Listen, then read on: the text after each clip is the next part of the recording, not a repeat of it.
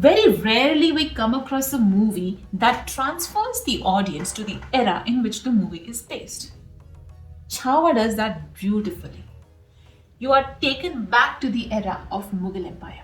You are taken back to the era when Maratha Empire was gaining the power and fighting for swaraj.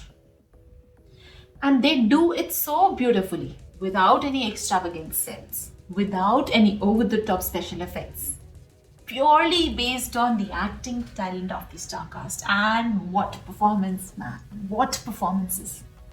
Vicky Kaushal as Chhawa. I think audiences have seen the reactions. I don't need to add anything to that. That man deserves all the love that he's getting. I still remember when the teaser of the movie came out, people were questioning that why did you cast Vicky Kaushal? Why has he been roped in to play this role? He is not suiting it. His dialect is not suiting it. But boy, today, when we see the reviews, when we see people praising him, he deserves it all.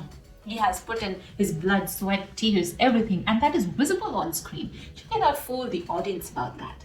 It's clearly visible. And that is pure hard work. That is pure talent. And we hail the talent. The movie opens to the scene where the Mughal Emperor Aurangzeb is celebrating the death of Chatrapati Shivaji Maharaj, the leader of the Marathas. But the celebration is very short-lived. The Marathas have now chosen the eldest son of Chhatrapati Shivaji Maharaj as the new leader of the Marathas. But the Mughals are unaware about the existence of Chhatrapati Sambhaji. Sambhaji now retaliates against the Mughal Empire in the form of an attack on one of their important seats, both politically and financially, Burhanpur. They win over Burhanpur, and this loss, this defeat that Aurangzeb has now faced leaves him devastated. All he can now think about is how to end the Maratha Empire and how to defeat Chhatrapati Sambhaji Maharaj. That becomes the goal of his life. He vows to not wear his crown unless and until he defeats Chhatrapati Sambhaji Maharaj. While the Mughals are planning and plotting and creating an enormous army, an army so big, so massive, that it cannot be defeated, while on the other hand, the Marathas are celebrating their victory at Burhanpur, but at the same time, what awaits for Chhatrapati Sambhaji Maharaj is lots and lots of internal issues within the Maratha kingdom. The issues related to jealousy, the issues arising out of betrayal. When a person holds a position of power, when a person holds a position of leadership, people around him change. People around him stop taking that leader as a normal human being. And because of that, the leader, the person in power, sometimes feels the void of leading a normal life. And that is exactly what happens with Chhatrapati Sambhaji Maharaj. He feels that void of not having a normal life at home because he lost his mother very early in his life. And now, with his father's death, he is all alone, except for his wife Yesubai. He has nobody to talk to, nobody to share his thoughts like a normal human being. But he has a very good friend, a friend who is a poet in his court, Kavi Kalash. His best friend, Chhatrapati Sambhaji Maharaj and Kavi Kalash. They both are each other's best friend. But the world thinks that Kavi Kalash is using Chhatrapati Maharaj, and there will come a day when he will betray Chhatrapati Sambhaji Maharaj, and that day never comes. Those two people are so close to each other that that's the only normal relationship that exists except for his wife to him. In fact, the Kavi Kalash stays with him even through the hardest times, even when he is going through cruelty under being captivity of Aurangzeb. When he's going through the period of torture through 40 days, for some time, Even Kavi Kalash is there with him until he dies. So this tale of friendship, this tale of love, this tale of dedication towards the nation, this tale of dedication towards your people, but also the tale of betrayal and jealousy. The movie Chhaava invokes all the emotions that a person can go through beautifully. Various relationships exist in the movie which shows the importance of each of them in the life of Chhatrapati Sambhaji Maharaj. He has a stepmother Soirabai whom he respects and tries to find a motherly figure in, but Soirabai never liked him. She never wanted him to be on the throne. Instead, wanted her son to be the leader of the Maratha Empire. She in fact plots and plans with the help of ministers and also with the help of Aurangzeb's son to kill Chhatrapati Sambhaji Maharaj. Even then, Sambhaji Maharaj is never punishing Soirabai. He has that respect for her no matter what she does, because the void of a mother that he has, even though just for the namesake that Soirabai is the mother. In one of the scenes, Chhatrapati Sambhaji Maharaj says to Hambirao Mehte that कम से कम आप तो मुझे शंभू बुला लीजिए, कान तरस गए हैं मेरे शंभू सुनने के लिए, लेकिन कोई बुलाता ही नहीं. This shows that when you reach a certain position, out of respect, out of love, the people who even love you are not able to express it openly because of the position that you are in. But they do love you. But sometimes you want that normalcy. Sometimes you want to be that kid. And that is depicted in various scenes where in the middle of the war or in a chaotic situation, Sambhaji Rao is reminded of his childhood when he's running through the tunnels and the darkness and his father's voice is guiding him, and he lives his life through that voice of his father. The bad parts. The music of the film is the biggest disappointment. When we got to know that A.R. Rahman is on board to compose the music for the film, we were all charged up. We were excited because after a very long time we are seeing A.R. Rahman coming up for the music for the film, but it fell flat.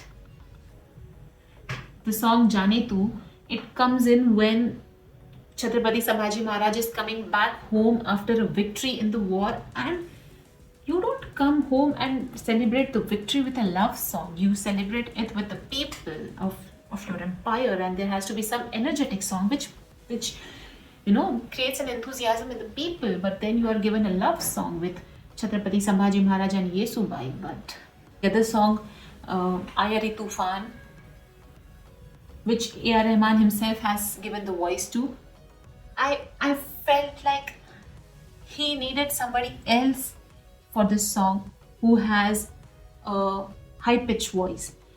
What was happening is, in the theatre, when this song came, the music was louder than the voice of the artist. We could hear the music and not the song, not the voice of the singer, which reduced the impact that the song was supposed to have on the minds and the heart of the people and the audience. So the music of the film was a very big disappointment. It really fell flat. It did not give us any song which we can take home from the theatre. I don't remember or recall any single song from the movie. It's a disappointment. And I really, really, really feel bad to be saying that for an A.R. Rahman album, but it was below average. The casting of Rashmika Mandana and Diana Penty. Now, both of these ladies are beautiful and they are wonderful actresses. But my complaint is with the casting director. Why can't they choose somebody who is comfortable with the Marathi dialect?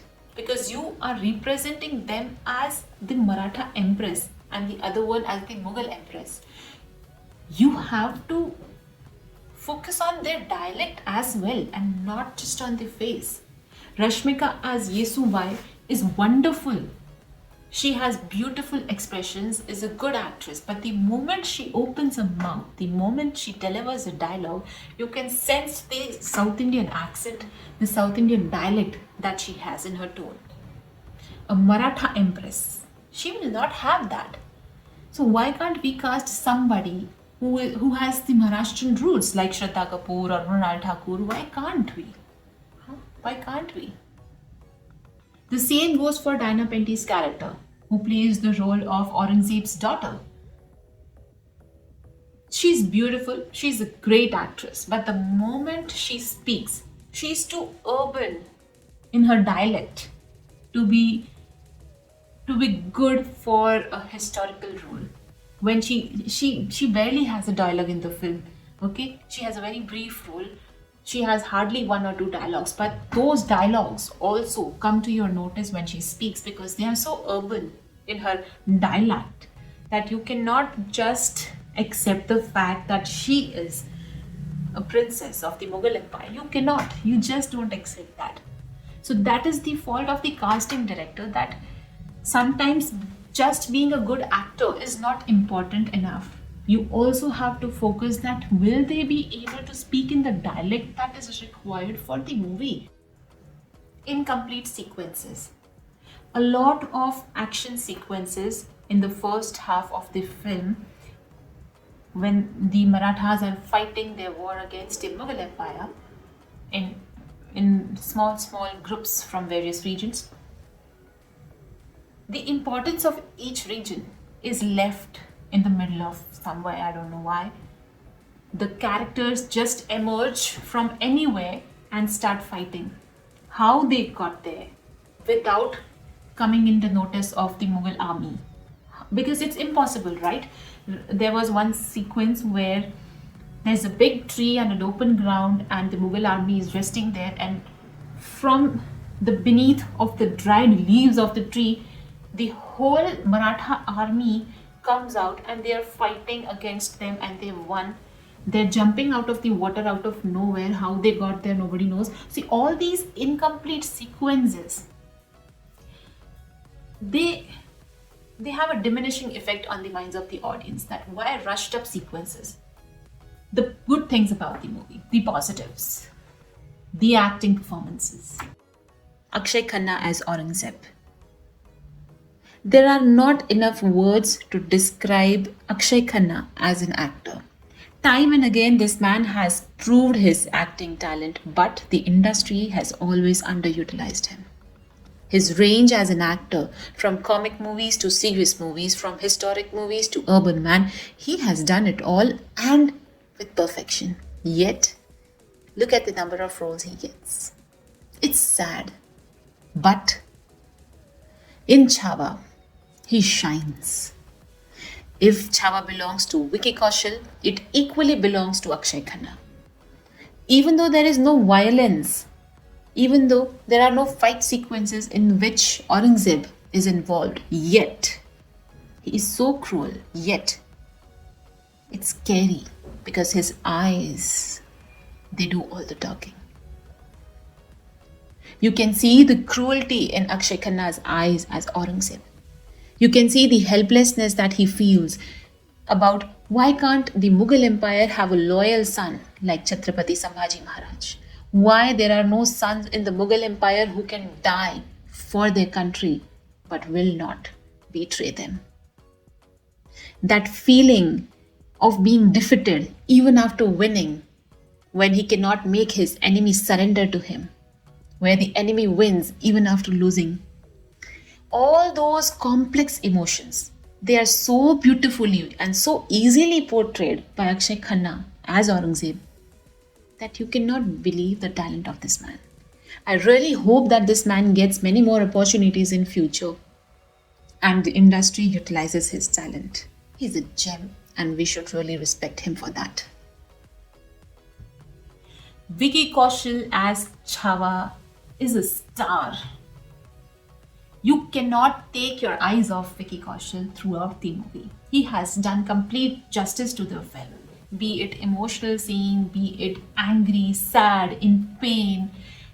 You know, that feeling of patriotism that worrying for the people, that feeling of betrayal, that lack of love from mother, the sadness of losing your father, all of it, you also feel that with Sambhaji Maharaj through Vicky Kaushal. People, I remember, used to say that he is not able to carry a film on his shoulder.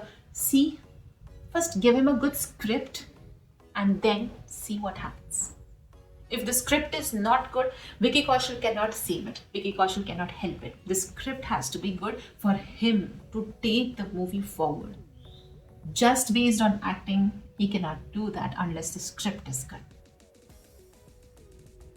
Not only Vicky Kaushal, the whole supporting cast of the film, Ashutosh Rana, Divya Datta, Vineet Kumar Singh, Santosh Juvekar, Pradeep Rawat, Kiran Karmakar, everyone, there are so many of them, all of them have done such a beautiful job that every person and every relation that is portrayed of them with Sambhaji Maharaj leaves an impact on the audience.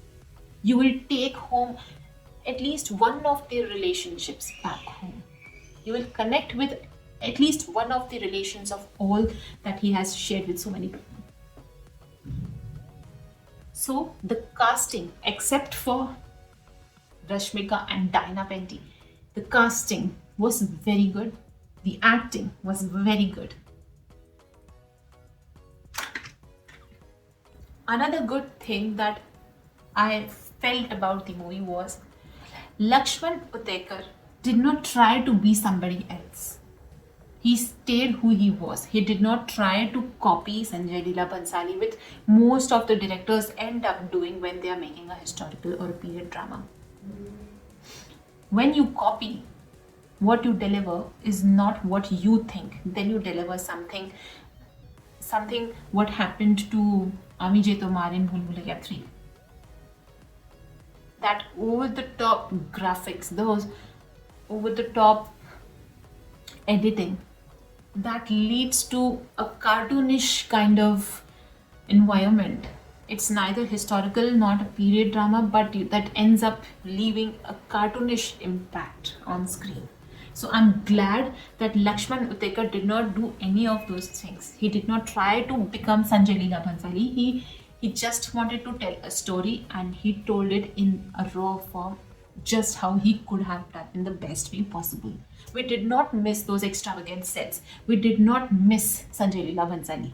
We were very much occupied with the vision of Lakshman Utekar. We were very much occupied in the story of Chhatrapati Sambhaji Maharaj as and how it was being told. That's it for the video. I hope you liked my review of CHHAVA. If you found any flaws in my review or you have any additional points to be shared about the movie, kindly mention them in the comment section.